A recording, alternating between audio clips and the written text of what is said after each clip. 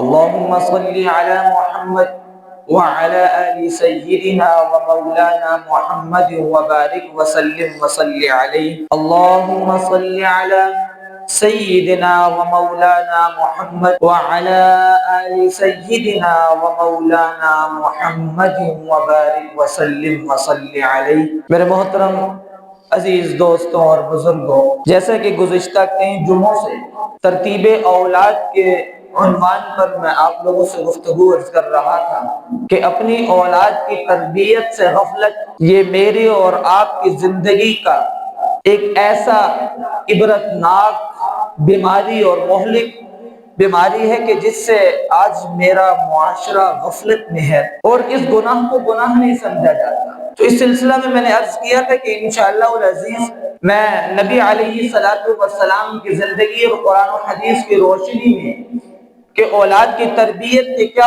اصول ہیں ان کو انشاءاللہ ذکر کروں گا۔ اسی عنوان میں سوچا کہ آپ علیہ السلام کی سیرت چونکہ ہر مسلمان کے علم میں ہونا چاہیے، آپ کی زندگی مبارک، آپ کی ولادت بسعادت سے لے کر وفات تک کی تمام تر زندگی، آپ کی ولادت مبارکہ، آپ کے سلسلے نسب کا انتخاب، آپ علیہ السلام کا زمانِ رضاعت، آپ کا لڑکپن، آپ کی جوانی، آپ کی بعثت، آپ کو نبوت کا مل جانا، آپ کی 13 سالہ مکی زندگی، آپ کی 10 سالہ مدنی زندگی، اور آپ کا دعوت و تبلیغ کے لیے غزوات، سرایا، جنگیں، اسفار جو آپ کی زندگی کے اندر ہوئے، وفات تک اس سلسلے کو لے کر چلیں گے۔ اگر اللہ نے زندگی دی تو انشاءاللہ یہ سلسلہ چلائیں گے۔ آج اسی سلسلے کی پہلی کڑی، سب سے پہلے کہ آپ علیہ السلام کی ولادت بسعادت اور آپ کے سلسلے نسب کا انتخاب اللہ نے کس عجیب انداز میں فرمایا، کیونکہ آپ علیہ السلام کی بعثت یہ حضرت ابراہیم علیہ السلام کی دعا کا نتیجہ ہے کہ جب حضرت اسماعیل اور حضرت ابراہیم علیہ نبینا علیہ السلام نے بیت اللہ کی بنیادوں کو بلند کیا، جس کا قرآن میں اللہ تذکرہ فرماتے ہیں وَإِذْ يَرْفَعُ إِبْرَاهِيمُ الْقَوَاعِدَ مِنَ الْبَيْتِ وَإِسْمَاعِيلُ رَبَّنَا تَقَبَّلْ مِنَّا، کہ جب ابراہیم اور اسماعیل علیہ السلام نے بیت اللہ کی بنیادوں کو اٹھایا تو پہلی دعا تو یہ کی کہ اللہ یہ عمل تیری رضا کے لیے کیا، ربنا تقبل منا، اس کو تو قبول فرما لے۔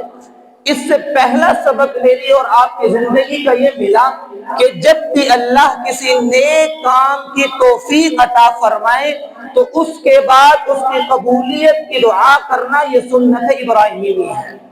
اگر اللہ فجر کی نماز کی توفیق عطا فرمائے تو اس کے بعد قبولیت کی دعا کرنا یہ انبیاء کی سنت ہے۔ اللہ ظہر کی نماز کی توفیق عطا فرمائے، اللہ عصر کی نماز کی توفیق عطا فرمائے، اللہ نماز جمعہ میں پابندی کے ساتھ آنے کی توفیق عطا فرمائے، اللہ قرآن پابندی سے پڑھنے کی توفیق عطا فرمائے، تو ربنا تقبل منا، اللہ سے دعا کرنا یہ سنت ابراہیمی ہے کہ اے اللہ میرے اس عمل کو قبول فرما لے۔ اس لیے کہ انسان خطا کار ہے، انسان خطا کا پتلا ہے، نبی تو پھر معصوم عن الخطا ہے، غلطیوں سے پاک ہے، گناہوں سے پاک ہے، اس کا کیا ہوا ہر عمل مقبول ہے، اللہ اس سے عمل ہی وہی کرواتے ہیں جو اللہ کے ہاں مقبول ہوتا ہے۔ جب نبی اور نبی کا بیٹا جو کہ بعد میں نبی بنا، دونوں نے مل کر اللہ کے حکم کی پابندی کی، بیت اللہ کی بنیادوں کو اٹھایا، تو پہلی دعا کیا ارشاد فرمائی، ربنا تقبل منا انک انت العزیز الحکیم، اے اللہ تو ہمارے اس عمل کو قبول فرما لے، اس لیے تو حکمت والا بلند و بالا ہے۔ تو اس لیے سیرت کی پہلی بات ہمیں اس بات کا سبق دے کر جا رہی ہے، جس بات کی بھی اللہ توفیق دے اس کے لیے قبولیت کی دعا کرنا۔ اس کے بعد ابراہیم علیہ السلام نے، کیونکہ اللہ کا کوئی بھی حکم انسان بجا لائے، یہی بات ہے اللہ کا حکم آپ نے مانا، اللہ نے اس پر آپ کو انعام عطا فرمانا ہے۔ جیسے کہ عام مثال ہے، روزے انسان رکھتا ہے، اللہ عید عطا فرماتے ہیں، اللہ کے حکم کی پابندی، انسان قربانی کرتا ہے، اللہ عید الاضحیٰ عطا فرماتے ہیں۔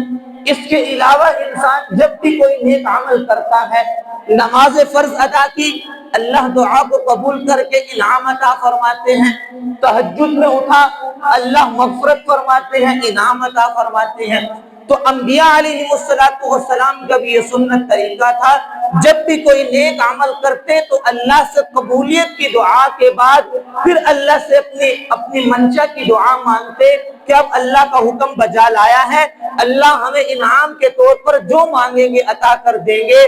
تو یاد رکھو ابراہیم علیہ السلام نے اللہ کا حکم بجا لانے کے بعد یہ دعا نہیں مانگی کہ اے اللہ میری دنیا بنا دے، مجھے دنیا کا امیر ترین انسان بنا دے، میرے بینک بیلنس بڑھا دے، میری اولاد کو دنیا کا عہدیدار بنا دے، میری اولاد کو دنیا دار بنا دے۔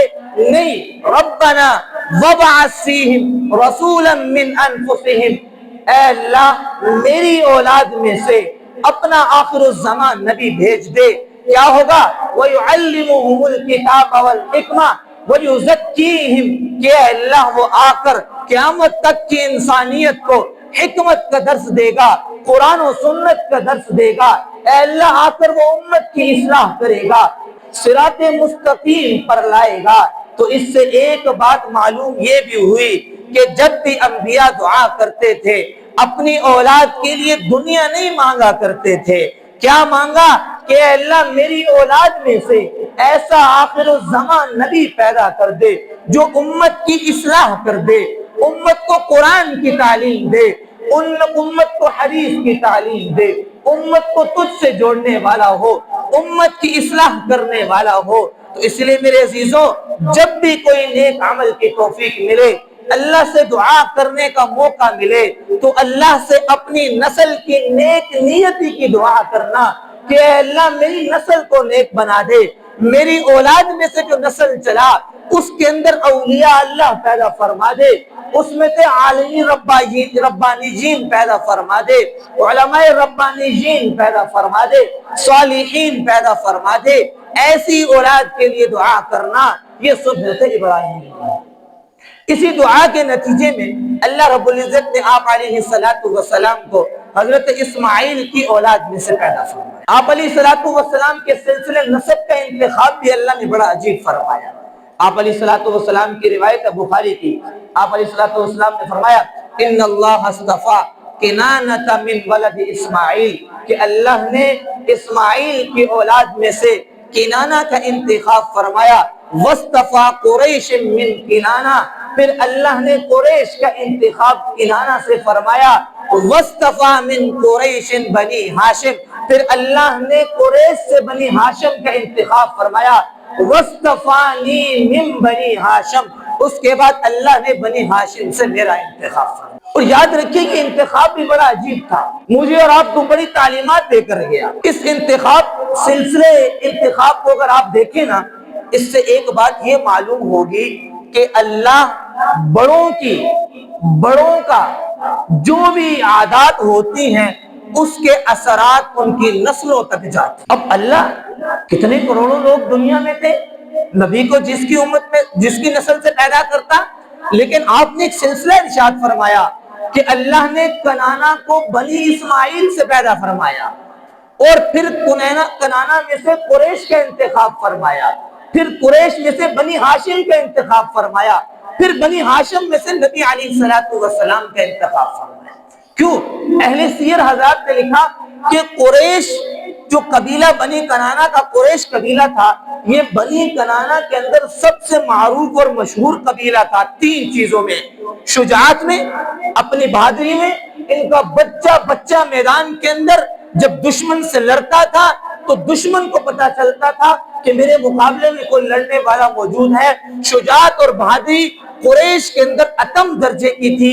اللہ نے قریش کو سخاوت سے امتیاز فرمایا کہ بنی قریش کے اندر سخاوت انتہا درجے کی تھی، اور اس سے آگے بڑھ کر آپ علیہ السلام نے فرمایا کہ اللہ نے قریش میں سے بنی ہاشم کا انتخاب فرمایا، اور بنی ہاشم میں سے نبی علیہ السلام کا انتخاب فرمایا۔ اب یہ جو بنی ہاشم ہیں یہ دراصل آپ علیہ الصلوۃ والسلام کے پردادا تھے. آپ نسب پڑھتے رہتے ہیں محمد بن عبداللہ بن عبد المطلب بن ہاشم. یہ ہاشم آپ کے پردادا ہیں اور ان کا نام ہاشم نہیں تھا. ان کا نام ہاشم پڑ گیا بعد میں. اصل نام ان کا ہاشم نہیں تھا. ان کا قبیلہ بنو ہاشم انہی کے لقب سے پکارا جاتا ہے. ہاشم ان کا لقب تھا. اب ہاشم اصل میں حشم کہتے ہیں اور روٹی کی چوریاں کر کر کے سالن میں ڈالنا, اس کو عربی میں کہا جاتا ہے حشم. تو ان کو ہاشم اس لیے کہا جاتا تھا کہ یہ حاجی جب آتے حج کرنے کے لیے تو یہ روٹیاں بنا بنا کر ان کی سورید بنا کر سالن میں ڈال کر حاجیوں میں تقسیم کیا کرتے. ہر سال ان کی یہی ترتیب ہوتی کہ حاجیوں کو کھانا کھلاتے خود اپنے ہاتھوں سے بنا کر اور حاجیوں کو اپنے ہاتھوں سے پانی پلاتے. ان کی اس سخاوت کی وجہ سے ان کا نام ہاشم رکھا گیا. تو آپ علیہ الصلوۃ والسلام نے فرمایا کہ اللہ نے قریش میں سے بنی ہاشم کا انتخاب فرمایا اس لیے کہ بنی ہاشم سخاوت میں اعلیٰ درجے پر تھی. پھر بنی ہاشم میں سے اللہ نے نبی علیہ الصلوۃ والسلام کا انتخاب فرمایا. تو اس سے معلوم یہ ہوا کہ وہ قریش کی شجاعت اور سخاوت کی عادات بنی ہاشم میں منتقل ہوئی. بنی ہاشم کی سخاوت نبی علیہ الصلوۃ والسلام میں منتقل. تو معلوم یہ ہوا کہ اپنے بزرگوں اور بڑوں کی عادات نسلوں کے اندر منتقل ہوتی ہیں. یہی بات میں نے آپ سے گزشتہ جمعے بھی عرض کیا کہیں کہ اولاد کے اندر وہی چیز منتقل ہوگی جو ماں باپ کے اندر ہوگی, جو بڑوں کے اندر ہوگی. بڑے اگر متقی ہیں میری نسلیں متقی ہوں گی. بڑے اگر گناہوں کے عادی ہیں تو ہو نہیں سکتا کہ میری نسل میں سے متقی پیدا ہو. بڑا اگر قرآن سے دور ہے ہو نہیں سکتا کہ میری نسل میں سے قرآن کا حافظ پیدا ہو. بڑا اگر نماز سے دور ہے ہو نہیں سکتا کہ میری نسل کے اندر سے نمازی پیدا ہو. بڑا اگر علماء سے دور ہے ہو نہیں سکتا کہ میری نسل میں سے اہل علم پیدا ہو. اس لیے میرے عزیزوں سیرت کی دوسری بات مجھے یہ ملی کہ بڑوں کی عادات چھوٹوں میں منتقل ہوتی ہے. اسی وجہ سے آپ نے یہ حدیث دیکھو, آپ کو اس بات کے بیان کرنے کی کیا ضرورت تھی کہ اللہ نے اسماعیل میں سے بنی کنانہ کا انتخاب فرمایا, بنی کنانہ میں سے قریش کا, قریش میں سے ہاشم کا, ہاشم میں سے نبی علیہ الصلوۃ والسلام کا. آپ نے یہ صرف جو چھوٹی سی لڑی کو بیان کیا, مقصود بتلانا یہ تھا کہ بنی اسماعیل میں سے بنی کنانہ ممتاز ایک قبیلہ تھا. اللہ نے بڑی صفات سے نوازا تھا. ان کی صفات کو اللہ نے قریش میں منتقل کیا. اللہ نے قریش کو آپ کی سلسلے نسب کے لیے منتخب کیا. قریش کی صفات کو اللہ نے بنی ہاشم میں منتقل کیا. اللہ نے آپ کے لیے بنی ہاشم کا انتخاب فرمایا. تو معلوم ہوا کہ چھوٹوں کے اندر وہی کچھ آئے گا جو بڑوں کے اندر ہو. اس لیے آج اگر بڑے اللہ کے فرما بردار ہیں تو چھوٹوں کو سمجھانے کی ضرورت نہیں, وہ ہمیں دیکھ کر خود بخود اللہ کی فرما برداری میں ہم سے آگے. تو سیرت کا دوسرا پہلو کیا سمجھ میں آیا؟ پہلی چیز تو سمجھ میں آئی کہ جب بھی کوئی نیک کام کرے تو اللہ سے قبولیت کی دعا بھی ہو اور اس کے بعد اللہ سے اپنی اولاد کے نیک ہونے کی دعا کی جائے. حضرت ابراہیم نے بیت اللہ کی تعمیر کی, پہلی دعا ربنا تقبل منا, دوسری دعا ربنا وابعث فیہم رسولا من انفسہم. سیرت کا دوسرا پہلو, جب اللہ نے آپ علیہ الصلوۃ والسلام کا انتخاب فرمایا تو اللہ نے سلسلے انتخاب ایسا فرمایا کہ آپ کے جو باپ, آپ کے پردادا, آپ کے لپردادا, ان کے سلسلے نسب ایسا تھا کہ جن کے اندر عام انسانوں سے ہٹ کر ممتاز عادات تھے. تو تیسری بات, آپ علیہ الصلوۃ والسلام کے والد حضرت عبداللہ, ان کے والد عبد المطلب. اب یہاں یہ بات بھی سمجھے کہ عبد المطلب جو آپ کے دادا ہیں ان کا نام بھی عبد المطلب نہیں ہے, ان کا نام شیبۃ الحمد ہے. اصل نام عبد المطلب کا شیبۃ الحمد ہے. شیبہ کہتے ہیں سفید بالا, بزرگ ہو جاتے ہیں جیسے بزرگ, ان کو شیبہ عربی میں کہا جاتا ہے شیبہ سفید بالوں کو, کیونکہ جب یہ عبد المطلب پیدا ہوئے تھے تو ان کے چند بال سفید تھے, اس وجہ سے ان کا نام شیبۃ الحمد تھا. اصل نام ان کا شیبۃ الحمد تھا. بعد میں عبد المطلب کیوں بنا اس کی وجہ اہل سیر نے دو لکھی ہیں. ایک وجہ تو یہ تھی کہ ان کے جو والد ہاشم جن کا میں نے بھی تذکرہ کیا آپ کے پردادا تھے, ان کے دو بیٹے تھے. ایک تو یہ عبد المطلب اور ہاشم کے ایک بھائی بھی تھے. تو حضرت یہ ہاشم جو آپ کے پردادا تھے یہ سفر میں جا رہے تھے, مکہ میں ان کا انتقال ہوا تھا. جب مکہ کے اندر انتقال ہوا تو ان کے جو دوسرے بھائی تھے یعنی عبد المطلب کے جو چچا تھے, انہوں نے کہا کہ اب میرے بھائی کا ایک بیٹا ہے, کوئی پرورش والا نہیں ہے, تو یہ آئے مکہ اور اپنے بھائی کے بیٹے یعنی عبد المطلب کو لے کر گئے. کیونکہ غربت تھی, ان کے پاس اتنا مال و دولت نہیں تھا, کپڑے بھی بڑی بری حالت کے پھٹے پرانے کپڑے تھے, بال بھی بڑے پراگندہ تھے, حالت غربتوں والی غلاموں والی حالت تھی. تو جب یہ ان کے چچا ان کو اونٹ پر اپنے پیچھے بٹھا کر لے کر اپنے قبیلے میں گئے تو قبیلے کے لوگوں نے پوچھا یہ کون ہے. اب ان کو جیسے فطرت انسانی ہے, ہم بسا اوقات دیکھتے ہیں نا کوئی چیز ہم سے کم تر درجے کی ہو تو ہم اس کو اپنے ساتھ منسوب نہیں کرتے. تو انہوں نے پوچھا یہ کس کو لے کر آئے ہو؟ کہا یہ میرا غلام ہے. یہ نہیں بتایا میرا بھتیجا ہے, کیونکہ حالت ذرا پراگندہ تھی تو سمجھا میں لوگوں میں بتاؤں گا میرا بھتیجا تو لوگ مجھے ذرا گھٹیا نسب کو سمجھیں گے. تو کہا کہ یہ میرا غلام ہے, عبد غلام کو کہا جاتا ہے. تو وہاں سے ان کا نام عبد المطلب, کیونکہ ان کے چچا کا نام مطلب تھا تو مطلب کا غلام ان کا نام پڑ گیا عبد المطلب. اور ایک وجہ اہل سیر نے یہ لکھی ہے کہ ان کو جب لے کر گئے انہوں نے بتایا نہیں کہ یہ میرا غلام ہے, لیکن کیونکہ اونٹ پر اس کو پیچھے بٹھا کر لے کر آئے تھے اور عرب کا یہ دستور تھا کہ وہ غلاموں کو اپنے پیچھے بٹھایا کرتے تھے, تو لوگوں نے خود ہی اس بات سے نکال لیا کہ شاید یہ مطلب کا غلام ہے, تو ان کا نام وہاں سے عبد المطلب پڑ گیا. اصل نام ان کا شیبۃ الحمد ہے, آپ کے دادا کا نام عبد المطلب نہیں بلکہ شیبۃ الحمد ہے. آپ علیہ الصلوۃ والسلام کے دادا عبد المطلب, ان کے حالات زندگی میں لکھا ہے کیونکہ اللہ نے ان کی نسل کے اندر سے آپ علیہ الصلوۃ والسلام کو پیدا فرمانا تھا. فرمایا کہ ایک مرتبہ سو رہے تھے, ان کو ایک خواب دکھایا. خواب کا پس منظر آپ یوں سمجھے کہ جب حضرت ابراہیم علیہ الصلوۃ والسلام کی نکاح ہوا حضرت ہاجرہ سے, تو آپ لوگوں کے علم کے اندر ہے کہ اللہ نے حکم دیا تو اس وقت بیت اللہ کے ارد آبادی نہیں تھی, ارد گرد کے اندر آبادی نہیں تھی, تو اللہ نے کیونکہ ان کے ذریعے سے بیت اللہ کے علاقے کو آباد کرنا تھا تو حضرت ابراہیم علیہ السلام کو حکم ہوا کہ اپنے بیٹے اسماعیل کو اور اپنی بیوی ہاجرہ کو بیت اللہ کے بیابان میدانوں کے اندر چھوڑ کر آ جاؤ. قرآن اس کا تذکرہ کرتا ہے, ربنا انی اسکنت من ذریتی بواد غیر ذی زرع, کہ اللہ میں اپنی اولاد کو بھی وادی ذی زرع کے اندر چھوڑ کر آیا ہوں جہاں کوئی کھیتی نہیں ہے, کھانے پینے کی ترتیب نہیں ہے, کھانے کا نظام نہیں, پانی کا نظام نہیں ہے, تیرے حوالے کر کے آیا ہوں. اب جب واپس آ رہے تو حضرت ہاجرہ نے پوچھا کہ کیا اللہ کا حکم ہے یا اپنی مرضی سے چھوڑ کر جا رہا؟ اللہ کا حکم ہے. تب پھر اللہ ہمیں ضائع نہیں کرے گا. اب کچھ توشہ تھا حضرت ہاجرہ کے پاس, کچھ وقت گزرا وہ توشہ ختم ہو گیا. اب بیٹا حضرت اسماعیل کے دودھ پیتے تھے اور آپ لوگوں کو پتہ ہے کہ اب ماں کو کھانے کو کچھ مل نہیں رہا, تو ماں کی چھاتی سے دودھ جب خشک ہوا تو حضرت اسماعیل علیہ السلام نے رونا شروع کیا, ایک مرتبہ, دوسری مرتبہ. اب بھوک کی وجہ سے بلبلا رہے ہیں, ماں کی تڑپ ہے نا, ماں کی تڑپ تو ہم میں سے ہر ایک جانتا ہے, جس کو اللہ نے اولاد دی, جو صاحب اولاد ہے وہ سمجھتا ہوگا کہ اولاد کی تڑپ کیا چیز ہے. اولاد کی تڑپ فرمایا کہ دو چیزیں ایسی ہیں جو انسان کو سمجھنے سے سمجھ نہیں آتی جب تک کہ انسان پہ گزر نہ جائے.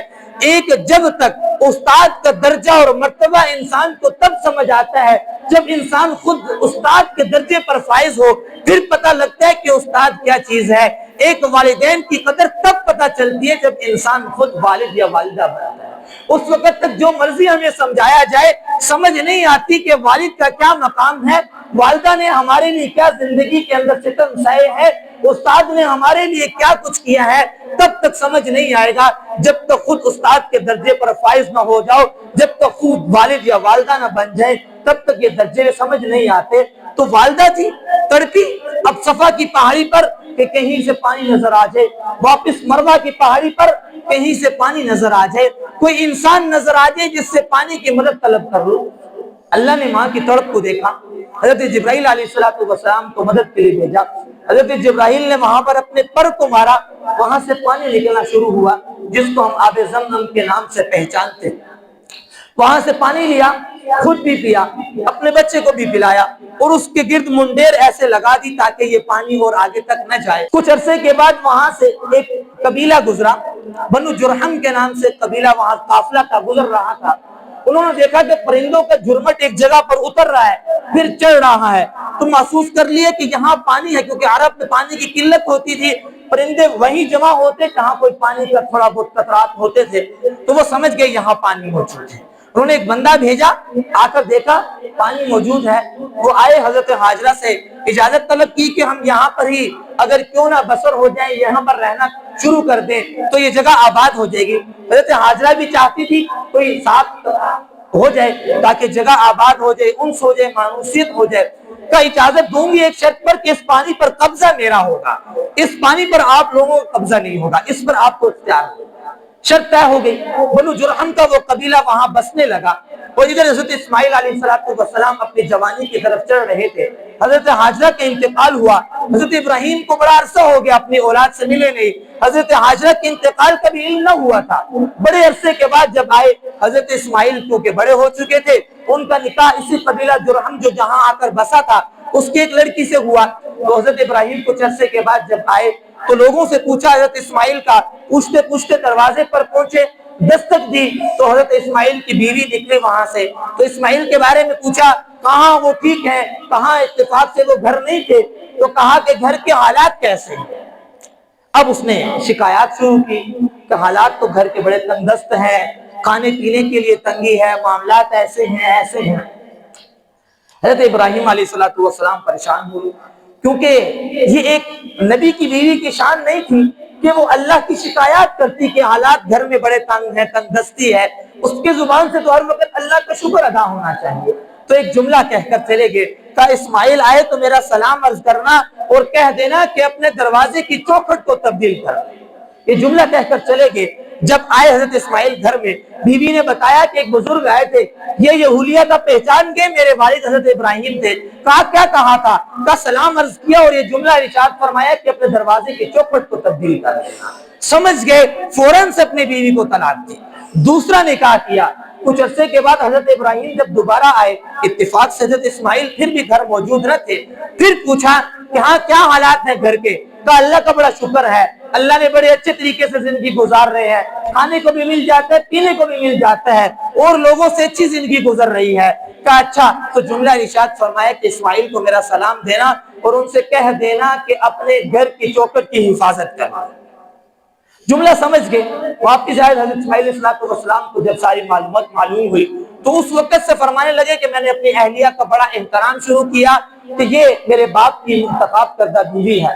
جب تیسری مرتبہ حضرت ابراہیم علیہ السلام تشریف لائے تو حضرت اسماعیل ایک درخت کے نیچے اپنے تیروں کو درست کر رہے تھے، تیر ٹیڑے ہو جاتے ہیں جنگ کے اندر، ان کو سیدھا کر رہے تھے۔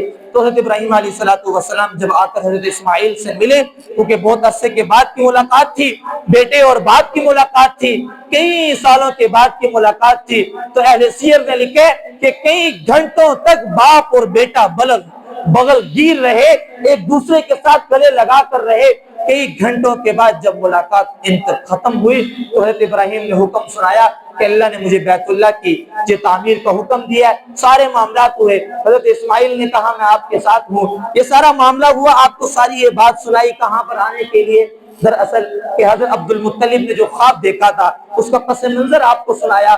انشاءاللہ آگے عبد المطلب نے کیا خواب دیکھا، اس کا کیا معاملہ ہوا، انشاءاللہ آئندہ جمعہ دیکھیں گے۔ تو اس کے بعد یہ بیت اللہ کی تعمیر ہوئی، حضرت ابراہیم نے دعا مانگی کہ اے اللہ میری اولاد میں سے آپ علیہ السلام کی جو ہے وہ بعثت فرمانا۔ پھر اللہ نے حضرت اسماعیل کی اولاد میں سے جو ہے بنو کنانہ، ان میں سے قریش، ان میں سے ہاشم، ان میں سے آپ علیہ السلام کو پیدا فرمایا۔ پھر آپ کے دادا عبد المطلب نے جو خواب دیکھا اس کی کیا تعبیر تھی، اس کا کیا نظام تھا، انشاءاللہ یہ سلسلہ وار آپ علیہ السلام کی ولادت بسعادت، آپ کی ولادت کے وقت کے واقعات، پھر آپ کا لڑکپن، آپ کا بچپن، آپ نے دودھ کیسے کیا، آپ کی تربیت کیسے ہوئی، آپ کی تربیت کا نظام کیا تھا، پھر آپ نے اپنی اولاد کی تربیت کیسی کی، آپ کے غزوات، آپ کی جنگیں، آپ کا بیویوں کے ساتھ گزر بسر، اولاد کے ساتھ اٹھنا بیٹھنا، انشاءاللہ ہم اس کو کئی جمعوں کے ساتھ ترتیب سے لے کر چلیں گے تاکہ بحیثیت مسلمان ہم میں سے ہر ایک آپ علیہ السلام کی سیرت کو پہچاننے والا ہو۔ اللہ تعالیٰ مجھے ان باتوں پر عمل کرنے کی توفیق عطا فرمائے۔ وآخر دعوانا ان الحمدللہ رب العالمین۔